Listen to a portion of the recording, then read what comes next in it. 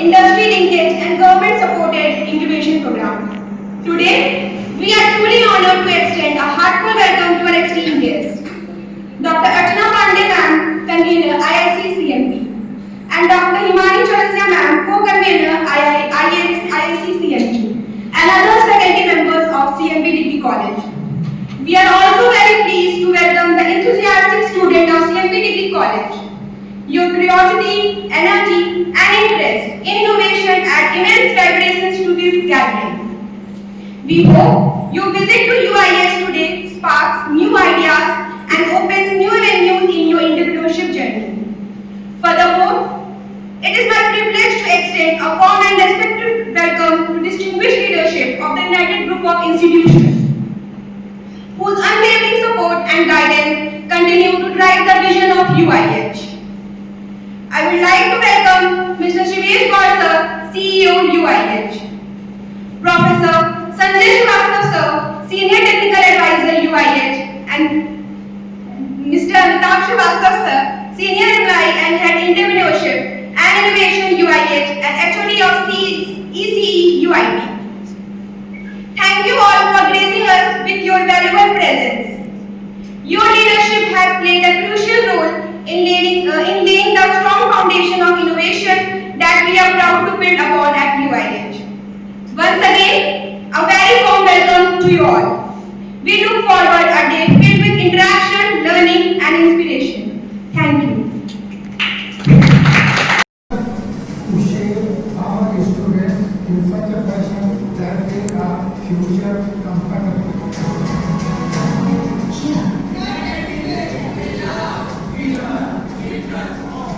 जैसा कि आपको मालूम है कि हमने एक कॉलेज से यूनाइटेड ग्रुप को स्टार्ट किया था 1997 में।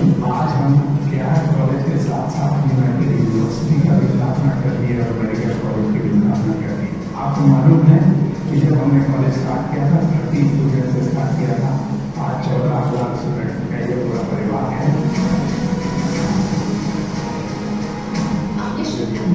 Urges us with the zeal of competitiveness, imbibed with interactive methodologies to nurture our tomorrow. As we evolve as professionals, we are mentored and modeled to actualize our dreams with practical knowledge and technical skills. Our career starts here. United is well known for its academic excellence. We build a strong foundation for our students and there's never a compromise on that. But in today's time, we need get something extra. And that is where practical knowledge and exposure beyond classroom gives our students an edge over others. Our expansive 250 plus acres campus area houses 9 institutes to impart quality education across departments.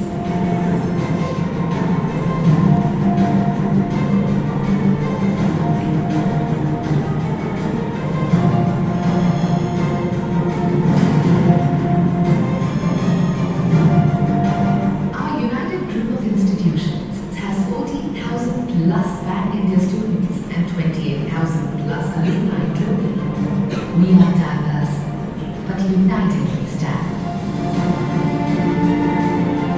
Equipped with career-oriented exposure at our state-of-the-art laboratories, furnished with curriculum-based, industry-grade apparatuses to make us industry-ready, we are replenished with the resilience and confidence needed to adapt to the changing world. The teaching methods are innovative and relevant to the current industrial requirement. Just like the Electric Vehicle Lab, fully equipped with testing machines, training benches, and a few very interesting live models. And our expansive auditorium with 1,600 capacity and our mammoth library with 278,000 plus collections of books, magazines, and journals. We enhance our personal development and progress as individuals. Indoor sports complex spanning up to 25,000 plus square feet. We develop a fit and active lifestyle by cultivating new skills. Our sports facility has designated spaces for multiple sports activities where we can learn new skills and refine our physical abilities.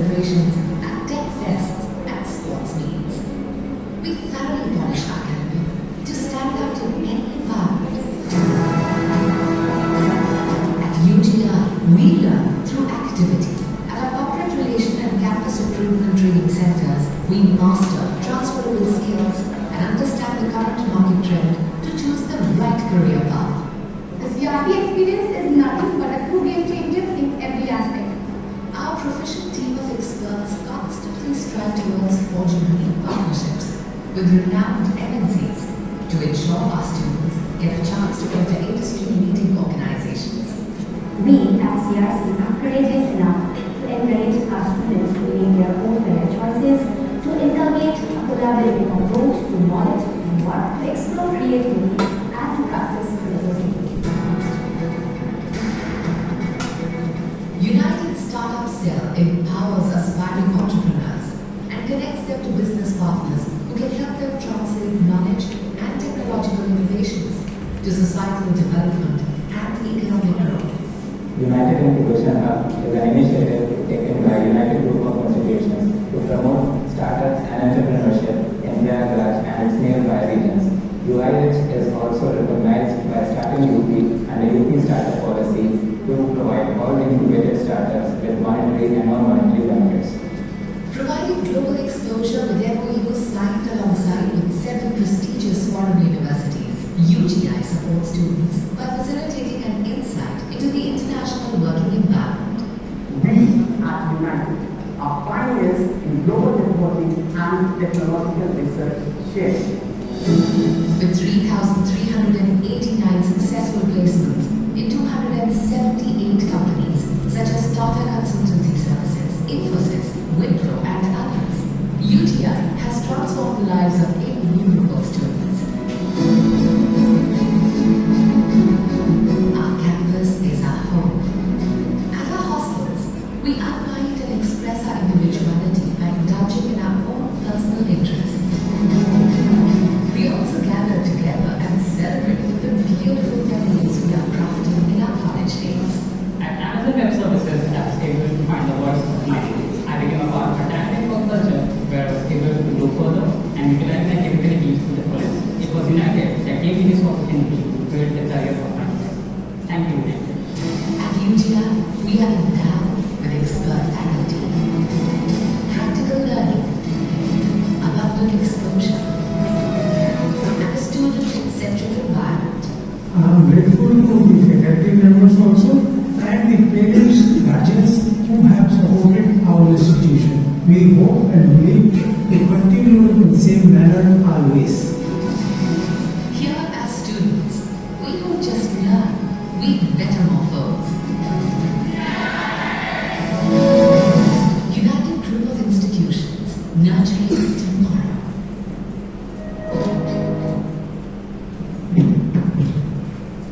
Now, I would like to welcome Shreya sir to enlighten you with startup ecosystem and its government benefit which is provided to startups in India.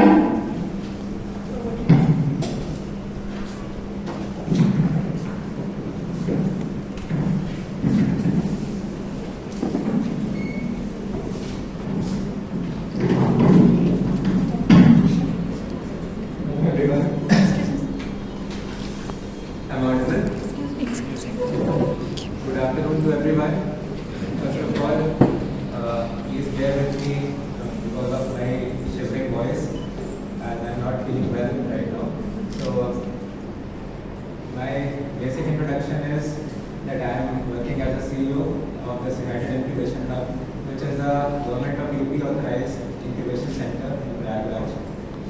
And apart from this, this incubation center is also working as a bridge between the grassroots level innovators and startups and the policy making side of the government in order to provide all the government announced benefits to the innovation doing students or to the startups and to the entrepreneurs who are willing to come up with new ideas in order to solve some real-time problems of the society, right? So, to move forward, I will not be taking any kind of lectures. It will be better if we interact with each other to understand the level of understanding what you are having respective to startup ecosystems and incubation centers. So, first of all, with the name incubation, can anyone tell me like what is it all about? What is incubation? Anyone? No idea? अच्छा, एक step और पीछे चलते हैं. What is startup? Yes, please. So the startup is basically the starting of any business, and incubation is just its resetting word for the startup. according to me. Okay. It's just a second word from the start. Okay, thank you. Please have a seat. So जैसा कि इन्होंने बोला कि like startup is to begin with a new business and incubation is the second word for startup. आपका थोड़ा सा answer correct है but there is some correction in it. Basically अगर आपकी definition पे बात की जाए तो Flipkart and a shop which is selling similar kind of stuff. So both are same thing. No. Okay. Similarly, Zomato. Let's take an example of Zomato. Zomato is already also providing foods, right? And a restaurant which is situated in the nearby area, they are also providing food. So why Zomato is considered as a startup and why that restaurant is not considered as a startup? So it's a word like this. Because Zomato is providing more facilities to different cities. And if you talk about a particular shop, it's only in a city or particular place. Okay. So that is related to scaling, right? So basically the major difference between a business and a startup lies in the definition which says if any idea which is having either innovation or invention or capability of mass employment generation, then only it will be considered as a startup, right? अब अगर हम उसको अभी के discussion से relate करें तो restaurants काफ़ी सारे थे पहले भी, आज भी हैं, आगे भी रहेंगे. जोमेटो ने क्या किया कि they brought the food from the local restaurants to the doorstep. This was the value addition, right? जो कि पहले नहीं होता था, पहले फूड डिलीवरीज का कॉन्सेप्ट नहीं था. So this was the value addition which took them from a traditional business model to a startup, right? So this is the basic difference जो कि एक स्टार्टअप और बिजनेस के बीच में होता है. आम जनता को या फिर स्टूडेंट्स को बहुत ज़्यादा इस बारे में क्लैरिटी नहीं है. आज के टाइम में startup word is quite trending, right? आप सोशल मीडिया स्क्रॉल करते हैं तो हर जगह स्टार्टअप चल रहा है. So people are considering making YouTube videos also a startup. They are considering tutorials are also a startup. So कई सारी चीज़ें हैं जिसको नए बिजनेस को स्टार्ट करने को लोग स्टार्टअप में कंसिडर करते हैं. But there is a difference जो कि अभी हम लोग ने डिस्कस किया. Now moving on to the second step. अभी मैंने आपको डेफिनेशन में बताया कि it should have either invention और innovation. So are you guys clear with the difference between innovation and invention? Can anyone tell? No one? Very common concept. नहीं हो तो फिर मैं बताऊँ. What is invention and what is innovation? एक चीज़ और भी आती है डिस्कवरी. डिस्कवरी इन्वेंशन और इनोवेशन. ये Yes. चीज़ें अलग अलग होती हैं. Discovery is ma'am almost the second जो word for पहले invention. था Yes. आपने खोज लिया Yes. वो डिस्कवरी. Yes. इन्वेंशन हुआ जो पहले नहीं था और आपने बना लिया, जैसे एडिसन ने बल्ब बनाया. Right. और इनोवेशन ये कि जो ऑलरेडी चल रहा है उसमें मॉडिफिकेशन आपने कुछ किया है, that is innovation. Exactly. So this is the correct definition and difference between innovation, invention and discovery. तो आज एक नई चीज़ मुझे भी पता चली, डिस्कवरी. So जैसे कोलंबस ने अमेरिका को गया वो था Exactly. और उसे खोज लिया तो वो डिस्कवरी कहलाता है. right. So this is the difference.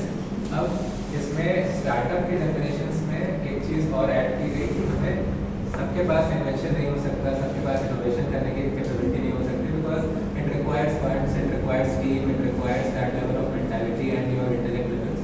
सो कुछ बिजनेस ऐसे भी थे जिसमें बहुत ज़्यादा स्केलिंग की पावर थी, right? It can create huge employment, but business model में बहुत ज़्यादा कुछ नया नहीं था.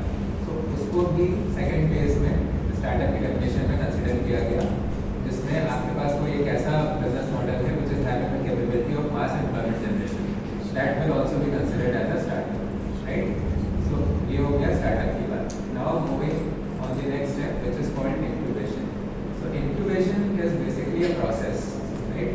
It is a process to handhold the new startups, new entrepreneurs, and to provide them with all the necessary requirements, जो अर्ली स्टेज की requirements होती हैं, including office space, including mentorship, including technical infrastructure, including financial advisories,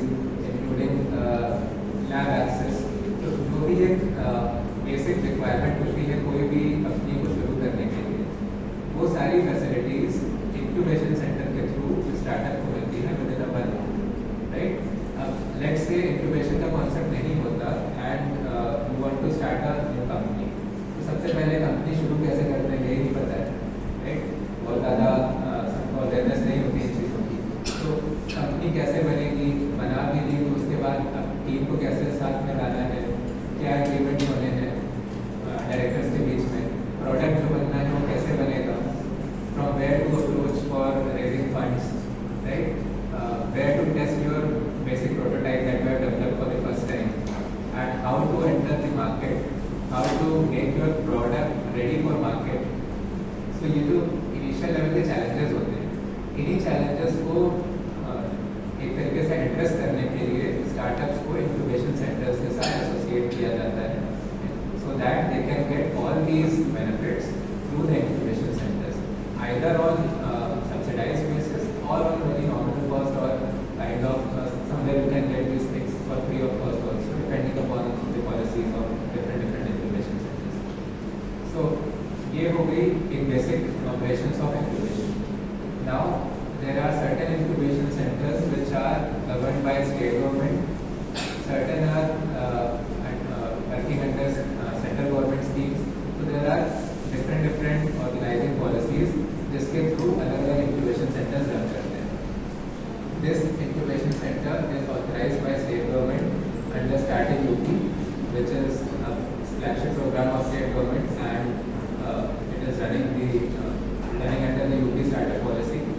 So this policy was started in 2017 and it was further renewed in 2022 and further renewed in 2020, and then its first amendment came in 2022, and so on. We are working in alignment with the policy only. So यहाँ पे आप लोग भी कई सुनते होंगे कि कई तरीके के बेनिफिट्स हैं जो कि स्टेट गवर्नमेंट आपको प्रोवाइड कर रही है स्टार्टअप के लिए. कई सारी रील में आता होगा, कुछ वीडियोस में देखा होगा कि इतनी फंडिंग आ रही है स्टार्टअप को करने के लिए, या इतने तरीके के सपोर्ट्स मिल रहे हैं, ऑफिस मिल रहा है, लेकिन वो कहाँ मिल रहा है, राइट? ये क्वेश्चन आता है ना सबके माइंड में, ये जो बेनिफिट सरकार अनाउंस कर रही है वो हमें मिलेगा कैसे? पेपर में तो आ गया, आर्टिकल में भी पढ़ लिया, but how to approach it? So to answer this, basically incubation center comes into the picture, and कोई भी स्टार्टअप जिसको कुछ भी नहीं पता है how to approach, where to approach and from where to begin, you just need to have a proper working idea, a working concept जो कि feasible हो as per the market requirement. आप उस idea concept को लेके किसी भी अपने nearest incubation center में approach कर सकते हैं. वहाँ आपके idea को evaluate किया जाएगा, and if it is selected, then you will be provided with all the incubation facilities, जिसमें आपका initial handholding, mentoring, वो सारी चीज़ें आपको provide की जाएंगी. With the help of that, you can start your new business, which should be a startup, not a traditional business, right? So ये चीज़ clear है? इतना? इसकी कोई फीस होती होगी आपको? हाँ मैम, अब उसका आ गया कि इसके अगेंस्ट में क्या चीज़ चार्ज की जाती है. इससे रिलेटेड कोई क्वेश्चन नहीं अभी तक यहाँ तक? So, I'm moving on to the next part कि गवर्नमेंट के बेनिफिट्स क्या क्या हैं जो हम लोग अवेल कर सकते हैं through incubation centres. So, state government has announced different types of incentives basically, जिसमें अलग-अलग स्टेजेस के स्टार्टअप्स को different benefits प्रोवाइड करने की पॉलिसी है. First of all, there is a incentive called sustenance allowance. Let's say the student or the entrepreneur is having just an idea. He don't have a team, he don't have a company, he don't know how to begin. He's just having an idea and he wants to work upon his idea. So उस level पे आपकी company अगर सिर्फ ideation पे है, तो ideation level के startups को गवर्नमेंट ऑफ यूपी की तरफ से इनिशियली 17,500 रुपीज़, और अगर वो स्टार्टअप आपका किसी पूर्वांचल रीजन से ऑपरेट कर रहा है या बुंदेलखंड रीजन से है, या फिर उसमें कोई वुमन को-फाउंडर है और को-फाउंडिंग टीम में कोई ट्रांसजेंडर है या फिर कोई दिव्यांगजन है, तो इस कंडीशन में आपको वो 17,500 पे एडिशनल 50% इंसेंटिव बढ़ जाता है, और वो आपका हो जाता है 22,500 रुपीज़ का एक पर मंथ का इंसेंटिव क्रिएट होता है. ये चीज़ें आपको 1 साल तक मिल सकती है. अब आपके पास काम करने के लिए पैसा आ गया, अपने आइडिया पे वर्क करने के लिए just to test it whether it is viable और नॉट. बेसिक आपके जो एक्सपेंसेस थे वो उससे बेयर किए जा सकते हैं. सेकेंड लेवल पे आता है कि let's say you have tested your idea, you are fully confident that this idea can work. Now you need to develop a prototype.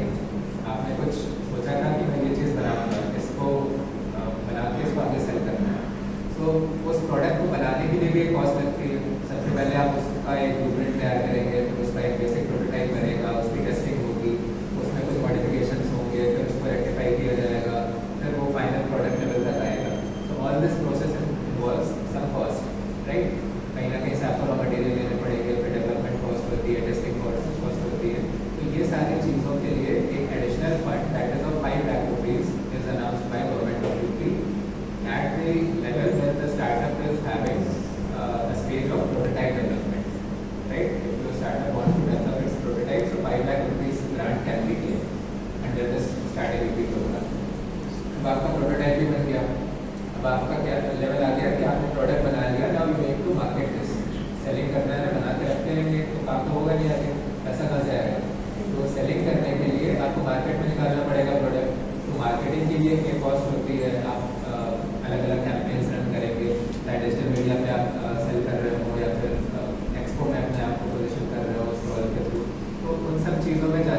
जो मार्केटिंग लेवल के स्टार्टअप्स हैं उनके लिए टोटल 7,50,000 रुपीज़ का एक एडिशनल फंड है जिसे मार्केटिंग इंसेंटिव कहते हैं.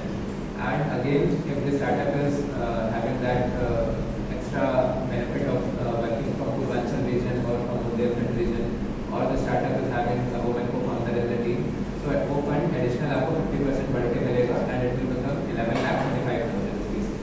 This fund will be provided to you in 3 installments. अभी तक जो बात हुई वो वन टाइम था, लाइक प्रोटोटाइप ग्रांट आपको वन टाइम में मिल जा रही थी, बट मार्केटिंग फंड थोड़ा ज़्यादा है, इसलिए आपको माइलस्टोन बेसिस पे प्रोवाइड किया जाता है. जैसे आपको 11,25,000 का फंड रिलीज हुआ फॉर मार्केटिंग या फिर सीड लेवल जो उसको सीड फंड भी बोलते हैं, सो एडवांस में आपको 40% उसका रिलीज कर दिया जाएगा. उस एडवांस अमाउंट को आपको खर्चा करना है अपने डिफाइंड माइलस्टोन्स को अचीव करने के लिए. लेट्स से आपने कमिट किया था कि मेरा ये प्रोडक्ट है और इस 4.5 लाख को मैं खर्चा करके एक सर्टेन माइलस्टोन अचीव कर लूँगा अपने जर्नी में. लेट्स से हम इतने लाख के रेवेन्यू तक पहुँच सकते हैं, 10 लाख का बिजनेस हम कर लेंगे इसको खर्चा करके, तो वो आपको माइलस्टोन देना पड़ता है पहले, और उसके बेसिस पे आपको फंड मिला, वो फंड आपने एग्जॉस्ट किया. फिर जब आपको माइलस्टोन पूरा कर लिए तो आप फिर से अपना अप्लाई करेंगे कि मैंने ये पैसा खर्चा कर दिया, मुझे नेक्स्ट इंस्टॉलमेंट रिलीज कर दी जाए. तो बेस्ड ऑन योर इवैल्यूएशन आपको नेक्स्ट 30% की ग्रांट रिलीज कर दी जाएगी, और इसी तरीके से फिर लास्ट 30%, यानी 40-30-30 के रेशियो में आपको ये फंड मिलता है. अभी रिसेंटली हमारे यहाँ की एक स्टार्टअप को ये सीड फंड अप्रूव हुआ है 11,25,000 का, जिसका एडवांस अमाउंट उसको 4,50,000 क्रेडिट भी हो गया. अभी 2 स्टार्टअप्स और हमारे यहाँ से रिकमेंडेड है फॉर द सेम फंड. तो ये हो गई बात हमारी जो कि डायरेक्ट मॉनेटरी बेनिफिट्स की है जो स्टार्टअप्स को मिल रहे हैं इस समय स्टेट गवर्नमेंट की तरफ से. Apart from this there are some other non monetary benefits also, including let's say आपका स्टार्टअप है और नेशनल लेवल पे कोई एक इवेंट ऑर्गेनाइज हो रहा है. For example let's say defence expo होता है, कोई स्टार्टअप ऐसा है जो कि डिफेंस ओरिएंटेड कुछ प्रोडक्ट बना रहा है, ठीक है, तो उसका टारगेट ऑडियंस कौन होगा? Indian army, Indian navy. उन तक पहुँचेंगे कैसे? Being a normal small startup आपकी वो ब्रांडिंग तो है नहीं, ना ही वो विजिबिलिटी मार्केट में कि आप तक कोई पहुँच जाएगा आपका कस्टमर. तो इस केस में आपको नेशनल लेवल इवेंट्स में पार्टिसिपेट करना होता है to create an awareness about your product कि you are building this kind of thing, so that जो आपके टारगेट ऑडियंस है वो आप तक पहुँच सके और आप चीज़ों को परचेज कर सकें. अब इस इवेंट में पार्टिसिपेशन की कई कॉस्ट होती है, 50,000 लाख रुपये ऐसे अलग अलग लेवल पे होती है. कि लेट्स से आप अभी जैसे ग्लोबल इन्वेस्टर समिट हो रहा था कुछ दिन पहले हुआ था लखनऊ में, इंटरनेशनल ट्रेड शो होता है यूपी में, इस तरीके के कई सारे बड़े बड़े इवेंट्स जो नेशनल और इंटरनेशनल लेवल पे होते हैं. तो इन इवेंट्स में पार्टिसिपेट करने के लिए भी आपको स्टेट गवर्नमेंट की तरफ से एक इंसेंटिव मिलता है, that is known as event participation incentive, जिसमें नेशनल लेवल के इवेंट में पार्टिसिपेट करने के लिए आप 50,000 रुपये की लिमिट का अपना एक्सपेंस क्लेम बैक कर सकते हैं. लेट्स से आप ट्रैवल कर रहे हैं, उसके टिकट्स होंगे, आपके एकोमोडेशन की कॉस्ट होगी, फूड की कॉस्ट होगी, लॉजिस्टिक्स की कॉस्ट होगी, उन सारे बिल्स को आप कंपाइल करके अपना एक अप्रूवल लेके वहाँ से सरकार से क्लेम बैक कर सकते हैं. सिमिलरली अगर आप इंटरनेशनल लेवल के इवेंट्स में जाते हैं, इंडिया के बाहर किसी इवेंट में पार्टिसिपेट कर रहे हैं, वहाँ के लिए रिकमेंड हो रहा है, तो ये लिमिट बढ़ के 1 लाख रुपये की हो जाती है. मतलब 1 लाख रुपये तक के खर्चे आप सरकार से क्लेम कर सकते हैं अपने स्टार्टअप की बेसिस पे, राइट. सिमिलरली इसी तरीके से पेटेंट, आपने कॉन्सेप्ट बना लिया, लेट्स से बहुत बड़ा कॉन्सेप्ट है, इट कैन बी पेटेंटेड, तो पेटेंट कराने की भी जो कॉस्ट होती है उस पर भी 80% तक की सब्सिडी है स्टेट गवर्नमेंट की तरफ से, ठीक है. और जो भी आप जैसे IP क्लेम करना चाहते हैं, ट्रेडमार्क हो गया, कॉपीराइट हो गया, तो ट्रेडमार्क कराने में भी 50% जो प्रोफेशनल फीस है और गवर्नमेंट फीस है वो सरकार की तरफ से रिलैक्स हो जाती है. तो ये सारे बेनिफिट्स हैं जो कि पहले के टाइम में नहीं प्रोवाइड किए जाते थे. आज की डेट में स्टार्टअप को प्रमोट करने के लिए गवर्नमेंट ऑफ यूपी की तरफ से ये सारे बेनिफिट्स चल रहे हैं, जिसको यूज़ करके बहुत सारे स्टार्टअप्स ऑलरेडी स्केल कर रहे हैं. बहुत सारे स्टार्टअप अभी जिन्होंने अपना करियर की तरीके से इसको ऑप्ट कर लिया, instead of going for placements and doing jobs, they are working full time as a startup and they are doing really fantastic. पर इस समय हमारे यहाँ यूनाइटेड इंक्यूबेशन हब में अराउंड 14 स्टार्टअप्स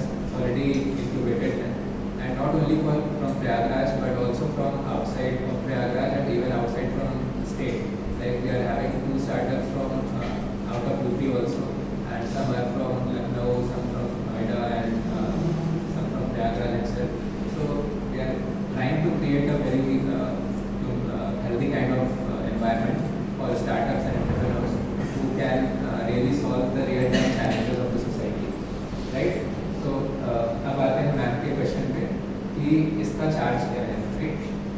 अब अगर हम लोग इस पर बात करें कि चार्जिंग यहाँ पे जो होती है ये डिपेंड करता है स्टार्टअप के ऊपर कि वो किस तरीके से ऑप्ट करना चाहता है। Basically we provide 2 types of incubation.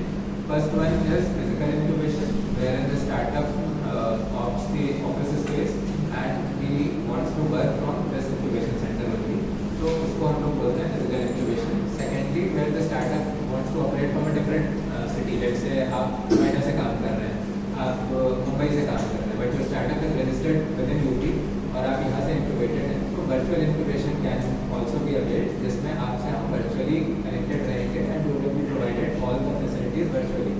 हमारे यहाँ कोई इवेंट होता है उसमें आपको आने का पूरा फ्री ऑफ कॉस्ट एक्सेस होगा, कोई सेशंस हो रहे हैं तो हम आपको वर्चुअल एक्सेस दे सकते हैं, उसमें आप उसको अटेंड कर सकते हैं, तो ये वर्चुअल इंक्यूबेशन के पार्ट में आते हैं। नाउ चार्जेस जो होते हैं वो फिजिकल इंक्यूबेशन पे हम लोग करते हैं on rentals and virtual incubation पे हम करते हैं ऑन इक्विटी।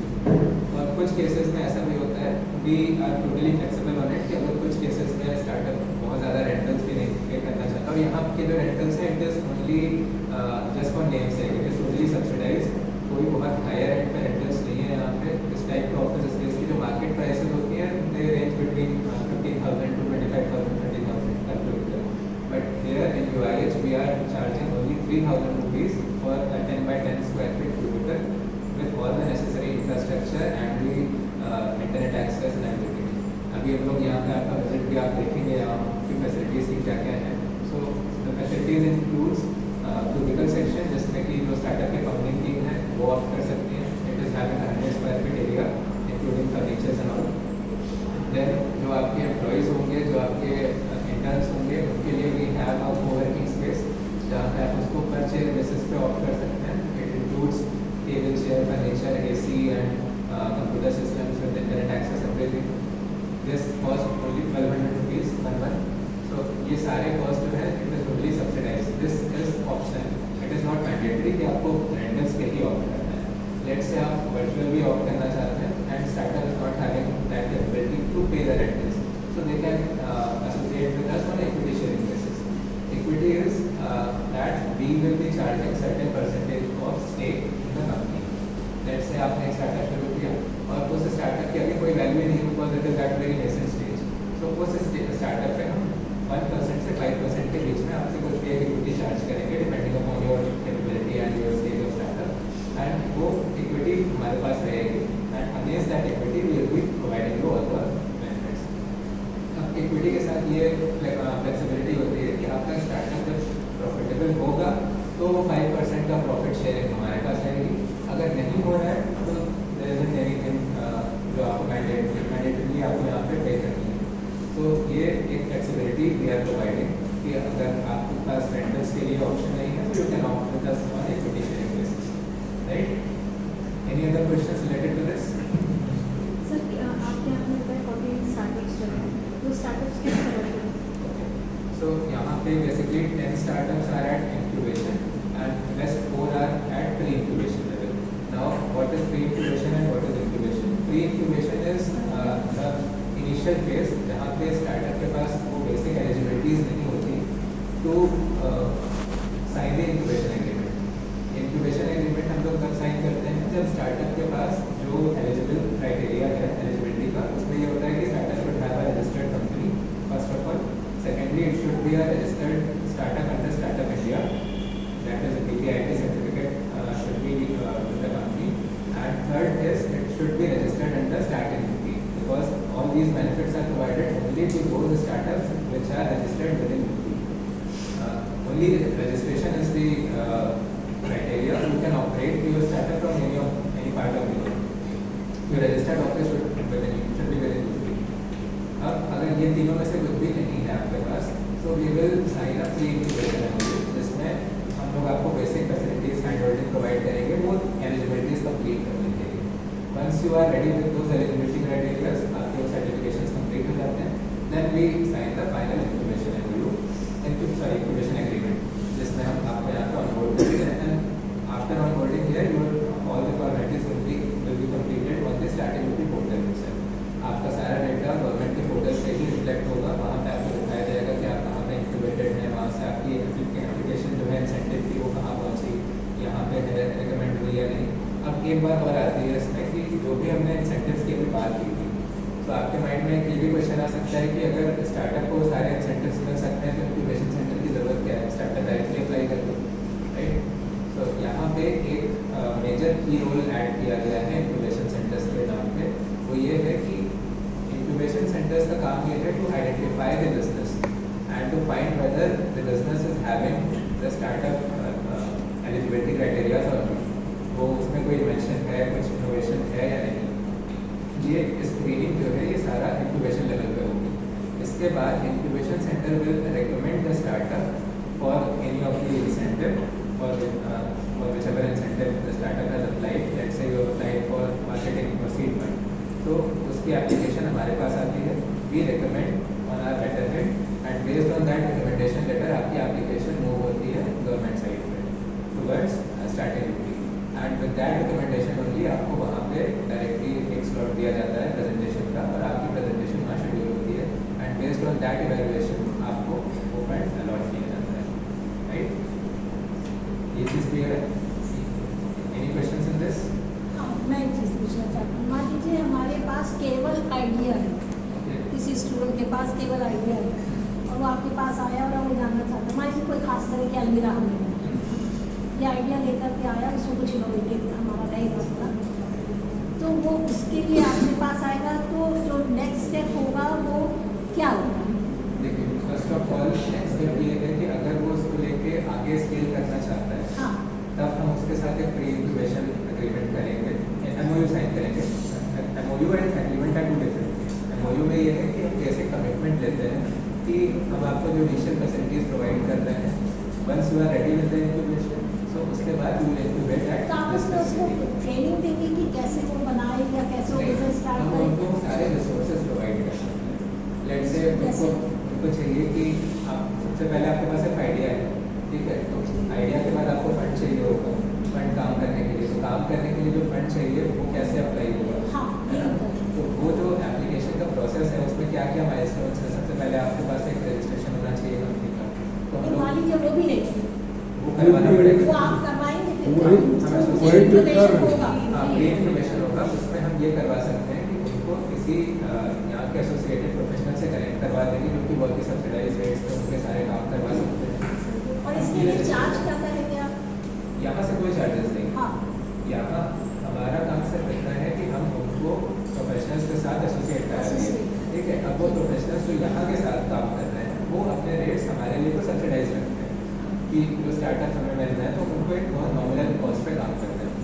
मार्केट में वही प्राइस प्राइवेट लिमिटेड रजिस्ट्रेशन की 25,000 30,000 चार्ज करते हैं, यहाँ पे वो चीज़ आपका 10 to 15,000 में हो जाएगी। ये चीज़ें होती हैं और इसमें ये पेमेंट कोई भी हमारे सेंटर को नहीं करनी है, ये डायरेक्टली आपको उस प्रोफेशनल को करनी है जिससे आप काम करवा रहे हैं, ठीक है। वो हो गया, आपका कंपनी बन गई।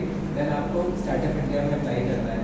अब स्टार्टअप इंडिया अप्लाई करना है, वो कैसे होगा, कहाँ से होगा, उसके बारे में यहाँ आपको पूरी मेंटरिंग मिल जाएगी कि आपको कैसे कैसे अप्लाई करना है, उसमें क्या क्या पैरामीटर्स, क्या क्या डॉक्यूमेंट स्टडी करने हैं, वो सब चीज़ें यहाँ पे बता दी जाएंगी आपको।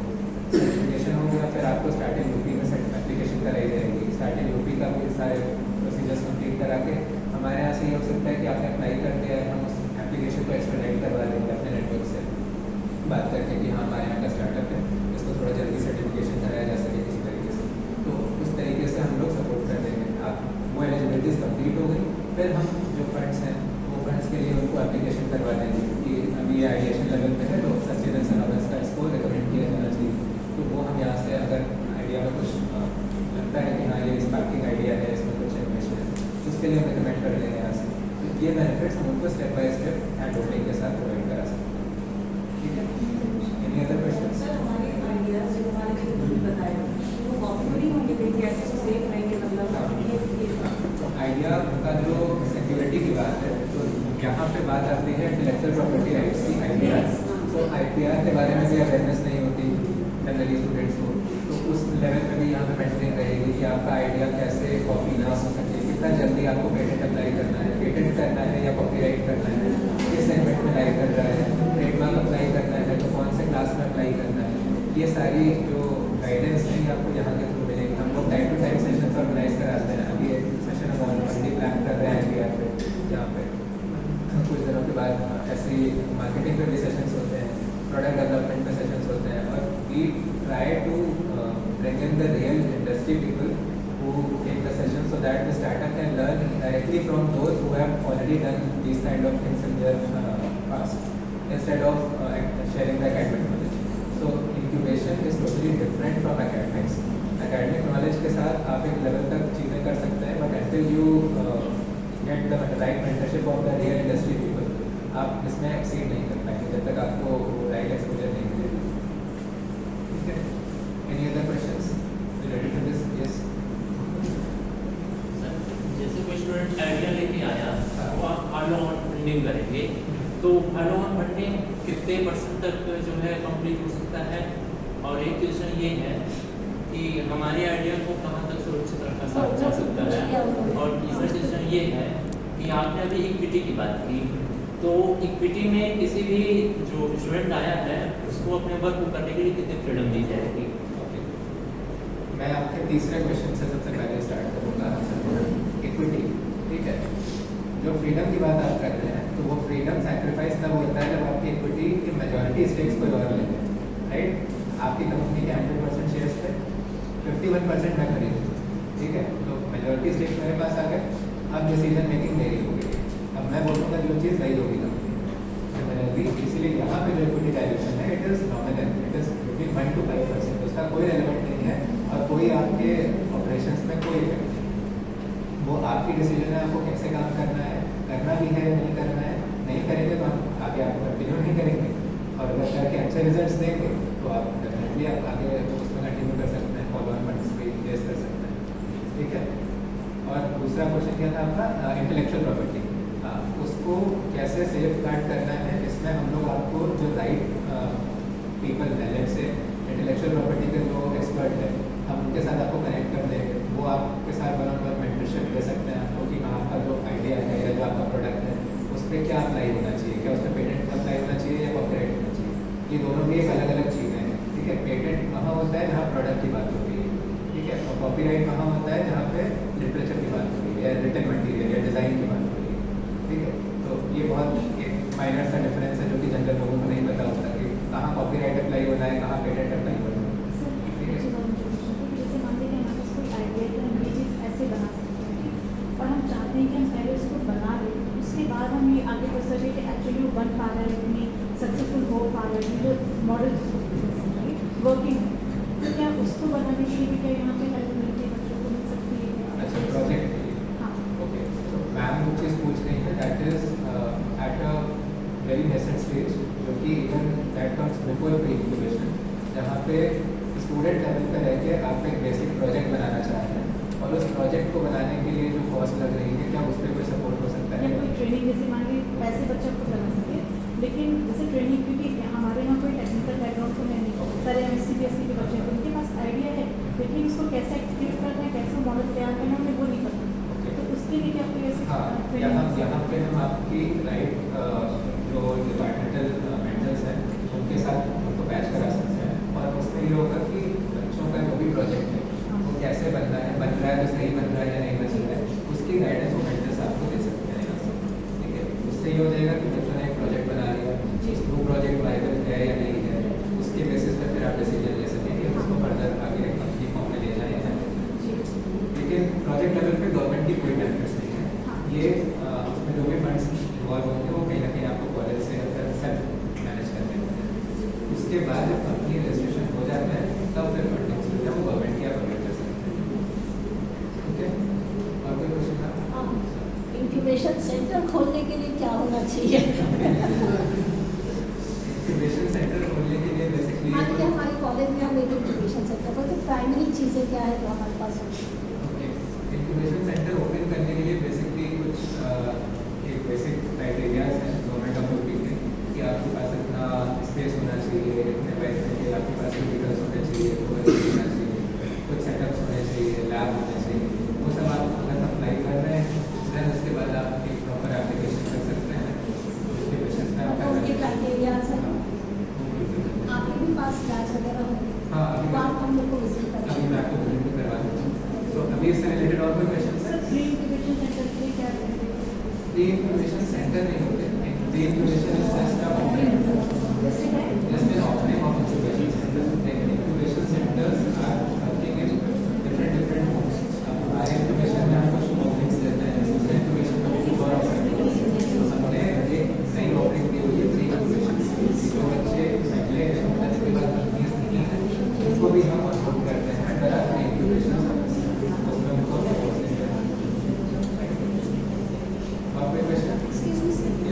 गवर्नमेंट जो सब दे रही है और लेने के तो जो बच्चे ले रहे हैं अगर वापस करने का क्या तरीका? गवर्नमेंट सब दे तो रही है, तो अगर मान लीजिए बच्चा सफल नहीं हुआ तो जो फंड दे रही कैसे लेगी गवर्नमेंट, वो तो बता। ये बहुत जेन्युइन क्वेश्चन है जो माइंड में आता होगा। यहाँ बैठे हुए सभी लोग इस बात के लिए कुछ कर नहीं पाएंगे, उसका जवाब अंतिम। उसका जवाब ये है सर कि गवर्नमेंट जो फंड प्रोवाइड करती है, एक्चुअली जैसे मैं पहले बात करता हूँ फंडिंग की, ठीक है, तब इस करेंगे। फंडिंग 2-3 तरीके की होती है, जिसमें पहला नाम आता है ग्रांट, दूसरा नाम आता है इक्विटी, तीसरा नाम आता है डेट, ठीक है, चौथा नाम आता है आपका subsidised loan. Now debt and loan are almost same, एक तरीके का लोन होता है वो। लोन में ये है कि आपने किसी जगह से पैसा लिया, जैसे बैंक से आपने पैसा लिया 2 करोड़ रुपये आपने रेस करके, तो उस पर एक सर्टन EMI बनेगी आपकी, कुछ पैसा उस पर इंस्टॉलमेंट में आपको वापस करते रहना है रेट ऑफ इंटरेस्ट के हिसाब से। सब्सिडाइज्ड लोन एक वो तरीका होता है जिसमें आपने 1 करोड़ का लोन लिया, वापस आपको मान लीजिए 15% की सब्सिडी होगी, तो 85 लाख से आपको रिटर्न करना है, ठीक है। ये सब्सिडाइज्ड लोन होता है जो कि आपको DIC के थ्रू प्रोवाइड कराया जाता है, जिसमें जैसे कुछ स्कीम्स हैं, PMEGP है, prime minister's employment generation programme है, अभी एक स्टेट लेवल पे ICM भी हुआ है जिसमें भी 5 लाख रुपये तक के इंटरेस्ट फ्री लोन्स दिए जाते हैं, ठीक है। इस तरीके की कई स्कीम्स हैं जो कि सब्सिडाइज्ड लोन के फॉर्म में दी जाती है। फिर आता है इक्विटी फंडिंग। इक्विटी फंडिंग क्या है कि एज एन एंजल इन्वेस्टर, मान लीजिए मेरे पास बहुत पैसा है, मैं कोई एक स्टूडेंट है, वो एक नया कॉन्सेप्ट लेके आया, मुझे आइडिया अच्छा लगा, मैंने कहा ठीक है इसमें मैं 20 लाख रुपये इन्वेस्ट कर दे रहा हूँ, काम करूँगा, ठीक है। तो इन्होंने काम किया और उस इन्वेस्टमेंट के अगेंस्ट मैंने अपनी कंपनी में 25% का स्टेक ले लिया, ठीक है, मतलब 25% की हिस्सेदारी मेरी हो गई और बाकी 75% चेंज किए और मैंने वो पैसे लगा दिए जो रिक्वायर्ड। इसमें कोई भी पैसे की इंटरेस्ट नहीं देना है। अब अगर कंपनी ग्रो कर गई, मान लीजिए कंपनी का वैल्यूएशन कल को 10 करोड़ हो जाता है, तो 10 करोड़ के 25% का 1000 मैं रहूँगा, कल को कंपनी बंद हो जाती है तो लॉस का 25% का 1000 है, ठीक है। ये हो गया इक्विटी शेयरिंग। जनरली स्टार्टअप्स में जो फंडिंग की बात होती है वो इक्विटी शेयरिंग पे ही होती है इन्वेस्टर्स से, ठीक है। अब आता है इससे भी एक लेवल ऊपर जिसे कहते हैं ग्रांट। अब ग्रांट वो फंड है जो कि जनरली गवर्नमेंट या फिर गवर्नमेंट एजेंसीज के थ्रू प्रोवाइड किया जाता है। ये पैसा एक तरीके से ऐसा फंड है जो कि आपको रिटर्न नहीं करना होता, ठीक है। आपको अभी मैंने जितने भी इंसेंटिव्स की बात की वो सारे ग्रांट्स हैं, ठीक है। वो पैसा आपको रिटर्न नहीं करना है, बट उस पैसे का एक प्रॉपर यूटिलाइजेशन देना होता है, ठीक है। लेट्स से आपने 11,25,000 रुपीज़ का फंड आपको मिल गया, अब उसका यूटिलाइजेशन आपको सबमिट करना है कि वो पैसा मार्केटिंग के लिए आपको दिया गया था, तो उसके जो बिल्स आप देंगे वो मार्केटिंग के लिए होनी चाहिए। वो ऐसा नहीं हो सकता कि आप प्रोडक्ट डेवलपमेंट या फिर आपने कुछ टेस्टिंग करा ली उसका बिल आप लगा रहे हैं, या फिर आपको रॉ मटेरियल खरीद लिए उसका बिल लगा रहे हैं, वो कंसिडर नहीं किया जाएगा। आपके जो भी मार्केटिंग के लिए पैसे दिए गए वो आपको मार्केटिंग में ही खर्चा करें, लेकिन इसका कोई भी वापस आपको सरकार को पैसे रिटर्न नहीं करने उसके ग्रांट, ठीक है। आई थिंक ये मैंने आंसर कर दिया। लेकिन ये ग्रांट क्या सबको मिल पाता है? हाँ, एक और बड़ा क्वेश्चन कि ये ग्रांट सबको मिल पाता है या नहीं। तो इसमें बात करते हैं कि ग्रांट का जो स्टेट गवर्नमेंट की ग्रांट्स हैं, बेसिक स्क्रीनिंग हो जाती है इंक्यूबेशन सेंटर के लेवल पे। यहाँ पे इंक्यूबेशन में सारी चीज़ें इवैल्यूएट करनी, कॉन्सेप्ट अच्छा है नहीं है, अगर अच्छा होगा तभी हम उसको आगे बढ़ाएंगे, ठीक है। एक तरीके से इंक्यूबेशन सेंटर की रिस्पॉन्सिबिलिटी है टू आइडेंटिफाई द अवेयरनेस और टू आइडेंटिफाई द इनोवेशन और invention part of the business model. अगर हमें मिल जाता है तभी हम उसको रिकमेंड करते हैं गवर्नमेंट के तरफ। और यहाँ बेसिक स्क्रीनिंग हो गई, फिर गवर्नमेंट साइड पर जाने पे एक वो अपने लेवल की प्रेजेंटेशन करवाते हैं और उस पर बेसिक स्क्रीनिंग करते हैं कि वो जानना चाहते हैं कि आप उस पैसे को सही जगह यूटिलाइज करेंगे या नहीं करेंगे। और सक्सेस रेट इसका अच्छा है अभी यूपी में, नियरली अराउंड अगर 10 स्टार्टअप रिकमेंड होकर जाते हैं गवर्नमेंट में तो अराउंड 6 से 7 को फंडिंग हो जाती है, बिकॉज वो एक ये पहले से स्क्रीनिंग पार करके आ रहे हैं इंक्यूबेशन लेवल पे। फिर उसके बाद EC की मीटिंग होती है, इवैल्यूएशन कमेटी की, वहाँ टेस्ट किया जाता है, वो सक्सेस रेट इसका अच्छा है। अब इसी की एक और बात करें जिसका नाम आता है startup India seed fund. I think कुछ लोगों ने सुना इंडिया सीड फंड में बड़ा ग्रांट दिया जाता है। बोलते हैं मतलब 50 लाख का उसका टोटल कॉर्पस होता है, जिसमें 20 लाख तक के फंड आपको ग्रांट में मिल जाते हैं और रेस्ट 30 लाख आपको मिलता है सब्सिडाइज लोन में। लेकिन उसका जो टर्निंग वो है रेशियो है या सक्सेस रेट है वो कंपैरेटिवली थोड़ा सा कम है, बिकॉज वो बहुत हाई फिल्ट्रेशन के बाद बनता है। उसमें वो तभी सेलेक्ट करेंगे आपको जब आपके आइडिया में बहुत कुछ यूनिकनेस मिलेगी।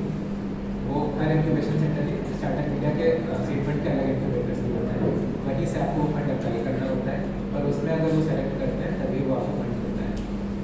उसका जो सक्सेस रेट है वो बहुत फिल्ट्रेशन के बाद आपको अचीव होता है, ठीक है। तो बट ये स्टेट लेवल का जो है इसमें सक्सेस रेट भी अच्छा है और साथ में जो कॉन्सेप्ट ला रहे हैं स्टार्टअप ही उस पर भी डिपेंड करता है कि वो कितना वायबल है, कितना मार्केट रेडी है, उससे इम्पैक्ट हो सकता है या नहीं हो सकता है। तो ये चीज़ें उस पर डिपेंड करती हैं। आपके इंक्यूबेशन सेंटर में कितने मैक्सिमम ग्रांट दिलाए? यहाँ हम लोगों ने ये मार्केटिंग वाली ग्रांट दिलाई हुई है स्टार्टअप नहीं, जैसे आपके इंक्यूबेशन सेंटर जो है वो अभी तक कितना बड़ा ग्रांट दिला पाया नहीं?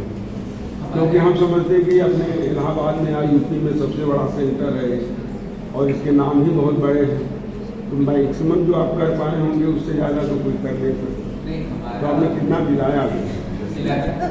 हम गलत सही पूछ रहे हैं भाई, आपकी संस्था सबसे बड़ी है और आपके जो नाम ही बहुत बड़ा है, तो आपने कितना मैक्सिमम अभी तक दिला पाया किसी को? दिला पाने का जो क्राइटेरिया है वो कैप है स्टेट गवर्नमेंट से, उनके जो फंड्स हैं हम वही दिला सकते हैं, हम अलग से पैसे नहीं दे सकते। नहीं, जैसे आपके नाम पर जितना मैक्सिमम मिला हो अभी तक, हमारे नाम से पैसे नहीं मिलेंगे, ये स्टार्टअप ये यूनाइटेड नहीं, आपके थ्रू कितना मिला है? आपके थ्रू जो है यूनाइटेड का नाम ही बहुत बड़ा है स्टेट में, तो उस पर मैं पूछ रहा हूँ मैक्सिमम कितना मिल पाएगा? अभी यहाँ से 5 स्टूडेंट्स का एक स्टार्टअप था जिसको अभी 11,25,000 का ग्रांट हो चुका है, 11,25,000 का। 3 स्टार्टअप और है जिसको रिकमेंड किया गया है सीड फंड के लिए सिमिलर 11,25,000, उनका अप्रूवल अभी बाकी है बिकॉज वो लास्ट ईयर की वजह से हुआ था। तो वो कह सकते हैं हम लोग मतलब 1 का और गया है, 3 का और इन प्रोसेस है। क्वेश्चन है प्लास्टिक से बनाया जाता है और कोई भी प्रोडक्ट आप डिजाइन करके बना सकते हैं। और ये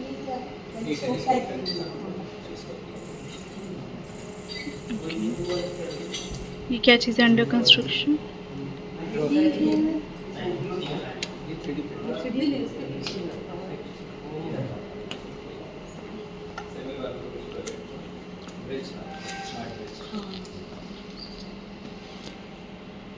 बिना मतलब अंदर लगाए बैलेंस किया गया स्टेडियम फोर्स से, इसी आधार पर तो रेलवे तक सब कुछ बीच में बन रहे हैं, 2 तरफ दिया और बीच में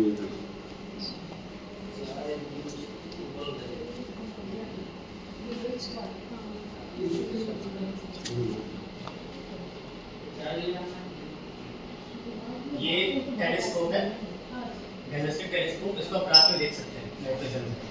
और जिस लड़की ने इसने उसमें इम्प्लीमेंटर पूछा था, ये अभी जर्मनी में जनरल इलेक्ट्रिक में, फिर वो अब MS करने के लिए वहाँ पर गई पोस्ट में, वहाँ पर उसी ने इसको इस्टेब्लिश किया।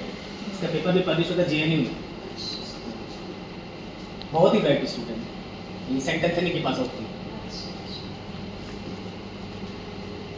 ये भी प्रोजेक्ट CST फंडेड है, सेक्टर कॉर्पोरेट बोर्ड। इसमें शिवेश जी का बहुत रोल था इसको इस्टेब्लिश करवाने में। अभी तो अंडर कंस्ट्रक्शन है, हम ऑर्डर करा रहे हैं इसको। ये बहुत ही महंगा ड्रोन है, ये एक मोटर 8,000 की है, BLDC मोटर्स।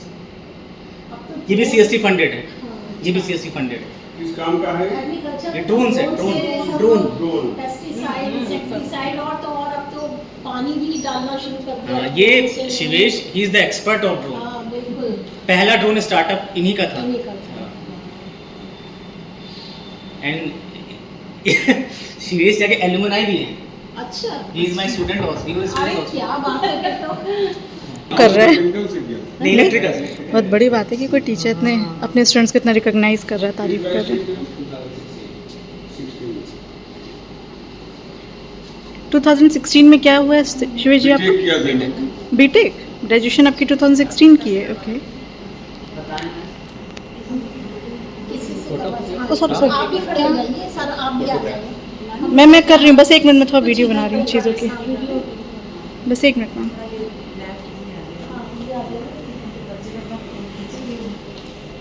तुम लोग ऐसे खड़े हो कि ऐसे खड़े ईयर के बच्चों को कॉलेज में प्रोजेक्ट बनाना ही होता है। ये मतलब एक एज पर AKT तो वो प्रोजेक्ट उन्हें सबमिट करके देना ही है। तो हम लोग जो बेस्ट प्रोजेक्ट होता है उसका मतलब एक प्रोसेस है पूरा, जैसे आपको बताया गया होगा UIH के लिए एक प्रोसेस है पूरा, वैसे ही यहाँ के लिए भी अगर आपको लगता है कि हमारा प्रोजेक्ट यूनिक है, इसमें कुछ दम है इस प्रोजेक्ट में, इसको आगे ले जाया जा सकता है, इस तरह के प्रोजेक्ट्स को हम करते क्या है, उसका एक प्रेजेंटेशन बच्चे अपना तैयार करते हैं, वो प्रेजेंटेशन देते हैं। अगर कमेटी को लगता है कि हाँ प्रोजेक्ट अच्छा है तो कॉलेज की तरफ से फंडिंग की जाती है। यहाँ पे जो प्रोजेक्ट्स आप देख रहे हैं इसको कॉलेज ने फंड किया है, कहीं बाहर से, गवर्नमेंट से या कहीं और से पैसा नहीं मिला, कॉलेज वालों ने इन बच्चों को पैसा दिया, उसके बाद इन्होंने अपना प्रोजेक्ट जो है वो कंप्लीट किया। वो डिपेंड करता है, किसी को 50% मिला, किसी को 100% मिला, किसी को 75% मिला। मतलब यहाँ पर जो प्रोजेक्ट्स आप देख रहे हैं ये सब कॉलेज से फंडेड प्रोजेक्ट्स है ना। और सारे प्रोजेक्ट्स में जितने एडवांस में आप देखेंगे वहाँ 3D प्रिंटर एक रखा हुआ है ना। तो कई सारी चीजें ऐसी हैं इधर पे, जो भी प्रोजेक्ट्स आप देख रहे हैं उसमें कुछ ना कुछ अब कुछ हो सकता है पुराने भी लगने लगे हो, क्योंकि पहले के भी प्रोजेक्ट्स है ना, तो ये अपडेट होते रहते हैं, उसी हिसाब से ये सब चलती रहती लैब जो हमारी है। ठीक है, प्रोजेक्ट्स आप लोग देख सकते हैं जो देखना है उसमें। बेसिकली मैं आप लोगों से ये कहना चाह रही हूँ, मानती हूँ कि आप लोगों ने प्लेन BSc या MSc किया हुआ है, मैं मानती हूँ, ठीक है। आप लोग की वो सिचुएशंस नहीं रही होगी या वो एजुकेशन पैटर्न नहीं रहा होगा बचपन से कि आप लोग इतने टेक्निकल लेवल पे सोच पाएँ। पर अब क्योंकि आप लोग में बहुत से बच्चे जो मास्टर्स के हैं या अपनी ग्रेजुएशन भी कंप्लीट कर रहे हैं, तो आप लोगों के पास भी प्रॉपर ब्रेन, आप उसको यूज़ कर सकते हो। मैं ये नहीं कह रही कि इतना हाई लेवल का टेक्नोलॉजी, पर आप अपने डेली लाइफ में, गर्ल्स है बॉयज़ अपने डेली लाइफ में, स्कूल मतलब कॉलेज में या फिर घर पे कोई अगर प्रॉब्लम दिख रही है तो उसका कोई आइडिया, ऐसा सोल्यूशन जिसको हम लोग सोचें कि हाँ इसका कोई मॉडल बना सकते हैं, कुछ मटेरियलाइज कर सकते हैं। तो मेरा पर्पज़ है कि आप लोग अपने दिमाग में क्रिएटिव थिंकिंग डेवलप करें। सिर्फ ये जो रट्टू तोता वाला फंडा अब तक चलता है कि बस किताब और सिलेबस में जितना है, टीचर ने जितना पढ़ा दिया, जितना गूगल में मिल गया, काम खत्म। वहाँ पे भी कहाँ से आए, किसी ने तो सोचा होगा ना, तो आप लोग क्यों नहीं सोच सकते हो। और आने वाली जनरेशन तो बहुत एडवांस चल रही है, टेक्निकल लेवल पे बहुत अच्छी मानी जा रही है, आप लोग को इंटरनेट हर चीज़ की इतनी जानकारी है, तो आप लोग कुछ नया सोच सकते हो, इवन प्लेन BSc और MSc होने के बावजूद। ठीक है, तो उम्मीद करती हूँ कि इतने बच्चे, आप लोग लगभग 40-41 बच्चे आए होंगे यहाँ पे, आप लोगों में से कम 20 बच्चों के आइडिया मुझे मिलने चाहिए। ठीक, वो जरूरी नहीं कि बहुत हाई लेवल पे बेटा, छोटे आइडिया हो, लेकिन हम उसका कोई मॉडल बना सकें, उसका अगर हो सके तो अगर कहीं आपका आइडिया क्लिक करता है तो उसका कोई स्टार्टअप हो सके, कुछ ऐसा आइडिया ढूंढ कर लो। और जरूरी नहीं कि कुछ नया ही, हो सकता है कुछ ऑलरेडी एग्जिस्ट कर रहा है, उसमें कुछ मॉडिफाई करते हैं, ठीक है, वो भी आपका इनोवेशन है। तो उम्मीद करते हैं आप लोग एक क्रिएटिव थिंकिंग और डेवलप करेंगे।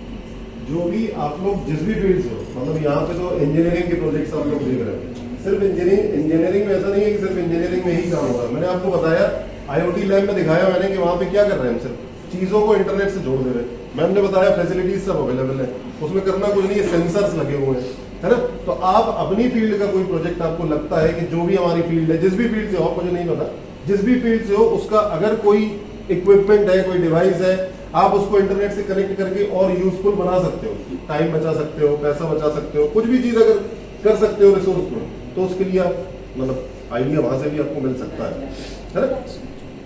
बाकी रिसोर्सेज क्या है, कैसा है, छोटी छोटी चीजें तो आपको इंटरनेट पे बड़ी आसानी से मिल जाएंगी आज की डेट में, वो अलग से कहीं उसके लिए भटकने की जरूरत नहीं है ना। तो यहाँ पर तो इंजीनियरिंग बेस्ड प्रोजेक्ट्स ही है सारे, और ज्यादातर जो देख रहे हो वो मैकेनिकल, सिविल, इलेक्ट्रिक, इलेक्ट्रॉनिक्स, इस पे बेस्ड प्रोजेक्ट्स हैं। कंप्यूटर साइंस में जनरली सॉफ्टवेयर बेस्ड प्रोजेक्ट्स होते हैं, वो हार्डवेयर में तो नहीं दिखाए जा सकते, तो उसके अलग प्रोजेक्ट्स हैं। यहाँ पर आप जो देख रहे हो सब हार्डवेयर बेस्ड इंजीनियरिंग प्रोजेक्ट्स, ठीक है ना।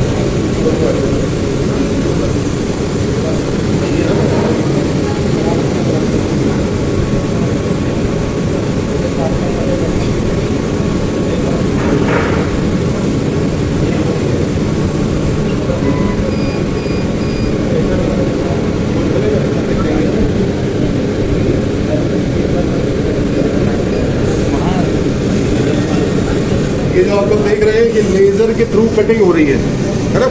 ये सब देखो, ये मोबाइल स्टैंड जैसे है, ये मोबाइल स्टैंड इसी पे कटिंग होके बना है।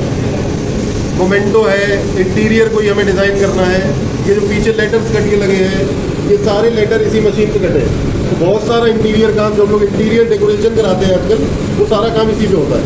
इसकी और मतलब स्टैंडर्ड बढ़ते जाते हैं मशीन के कि हम यहाँ MDF पे कटिंग कर रहे हैं, स्टील पे कटिंग भी होती है, तो वो अलग अलग वैरायटी की मशीन बनाने लगती है, ठीक है ना।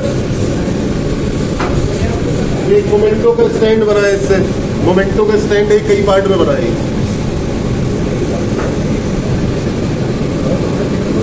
ये नहीं, और स्टैंडर्ड बढ़ाते जाएंगे तो मटीरियल की क्वालिटी और बढ़ती चली जाएगी। हम लोग चाहेंगे MDF के लिए बेसिकली है, बहुत हार्ड मटीरियल के लिए नहीं है।